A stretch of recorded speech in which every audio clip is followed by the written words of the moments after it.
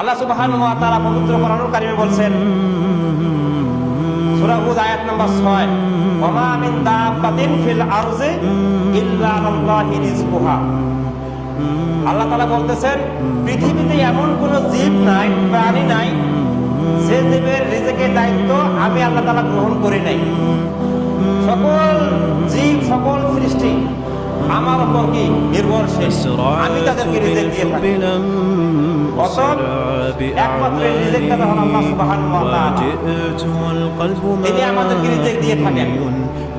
তবে মানুষ যখন এই আল্লাহ সুবহানাহু ওয়া তাআলা অবাধ্যতা করে, সীমালঙ্ঘন করে, আল্লাহ যেহেতু রিজিক দাতা তাকে রব হিসেবে মেনে না নিয়ে, তার আদেশ নিষেধ মেনে না চলে, বরং শয়তানের পদাঙ্ক অনুসরণ করে, শয়তানের পথে চলে, রিজিকের বিপথে পরিচালিত করে, পরে কি করেন?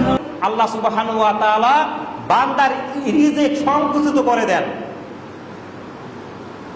বান্দার রিজিক সংকুচিত করে দেন। ফলে তার রিজিকের দরজা কি হয়? কমে যায়, রিজিকের বরকত কমে যায়। এমনকি কোনো কোনো সময় রিজিকের দরজা একেবারেই বন্ধ হয়ে যায়। তার কারণটা কি? রিজিক বন্ধ হওয়ার সবচেয়ে বড় কারণ হলো মানুষ পাপাচারে লিপ্ত হওয়া। মানুষ যখন আল্লাহকে ভুলে গিয়ে শয়তানের পথ অনুসরণ করে, তখন আল্লাহ সুবহানাহু ওয়া তাআলা কি করেন? রিজিক বন্ধ করে দেন, যা আমরা পত্র হাদিস থেকে বুঝতে পারলাম।